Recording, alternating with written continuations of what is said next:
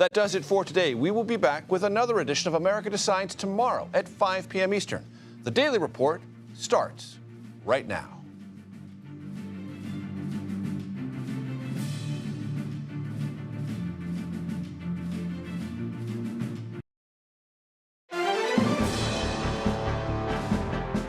Welcome to the Daily Report for October 16, 2024. I'm Lindsey Reiser. Tonight, Vice President Harris continues her swing state push, focusing on unity near Philadelphia, with several Republicans not endorsing Trump by her side. Former President Trump holds a town hall with undecided Hispanic voters. Plus, we dig into comments he made calling himself the father of IVF and how the vice president is responding.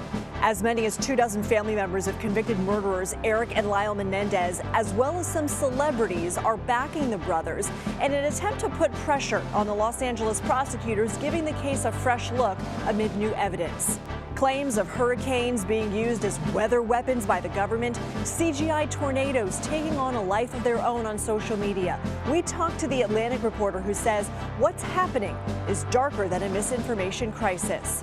Do you ever decide to give a new subscription service or membership a try only to find you have to jump through so many hoops just to get out of it?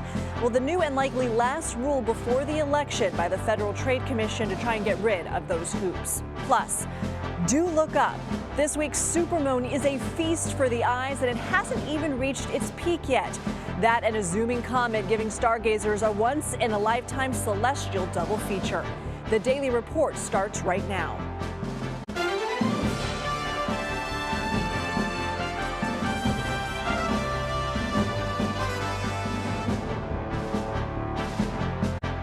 Hi, thanks for joining us this evening. We begin our report with the mad dash to Election Day. On the Democratic side, Vice President Kamala Harris held an event in Pennsylvania Wednesday with a group of former Republican lawmakers who are endorsing her over former President Donald Trump. She also sat down for an interview with Fox News in her first ever appearance on the network. Her campaign is also focusing on key battleground states in the Midwest. Harris is stopping in Pennsylvania, Michigan, and Wisconsin this week. Donald Trump won those states over Hillary Clinton in 2016, but all three flipped to President Joe Biden in 2020. The former president took part in two televised town halls that both aired Wednesday, one on Fox News and another on Univision. During the Fox News town hall, which included an all-female audience, Trump spoke on the topic of in vitro fertilization, or IVF, which Harris later reacted to. IVF, you had mentioned before. Thank you. Coming up after the break, false claims about hurricane disaster relief are having some dangerous consequences. We'll examine what's fueling these lies. You're streaming The Daily Report.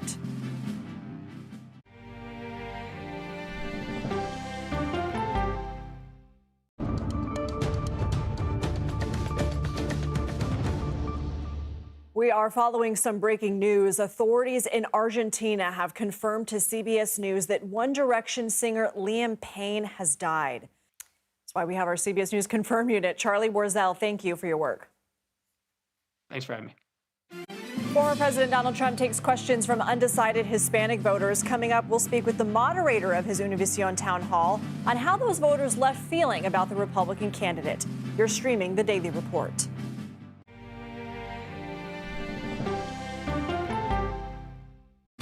Welcome back to the Daily Report. I'm Lindsey Reiser. Here are some additions to our top stories. The White House says it has approved more than $1.8 billion in total for recovery efforts in the wake of Hurricanes Helene and Milton. President Biden has called on Congress to return from recess to approve more relief funding. Speaker Johnson told Margaret Brennan on Face the Nation Sunday that states need time to assess their needs and that it would be premature to call everyone back. New video released by the Israeli military shows truckloads of humanitarian aid headed to northern Gaza. Officials say 50 trucks carried medical supplies and shelter equipment from Jordan. Video comes after the U.S. threatened to restrict military support for Israel if the humanitarian situation in Gaza does not improve.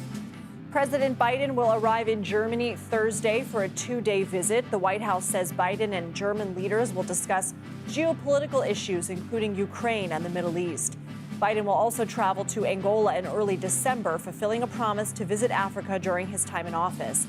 This trip had been postponed due to Hurricane Milton. Former President Donald Trump took questions from undecided Hispanic voters at a Miami town hall hosted by Univision Wednesday. During the event, one voter asked about immigration. The Supreme Court has cleared the way for the EPA to limit power plant emissions. We'll speak with a professor about the significance of the ruling and take a look at some of the other cases the agency is facing. You're streaming the Daily Report.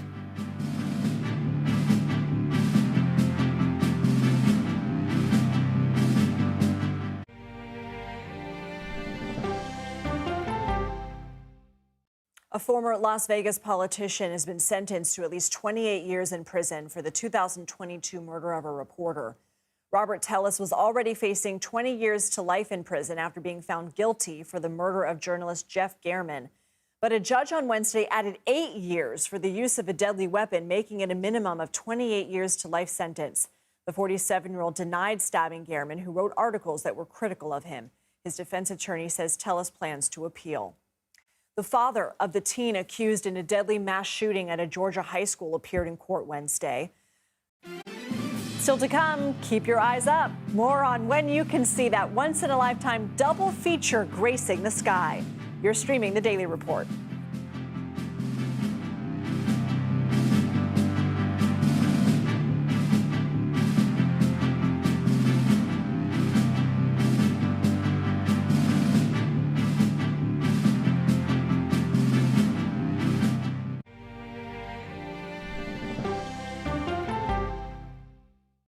Parts of the southern and eastern U.S. are feeling a fall chill just before a late week warm-up.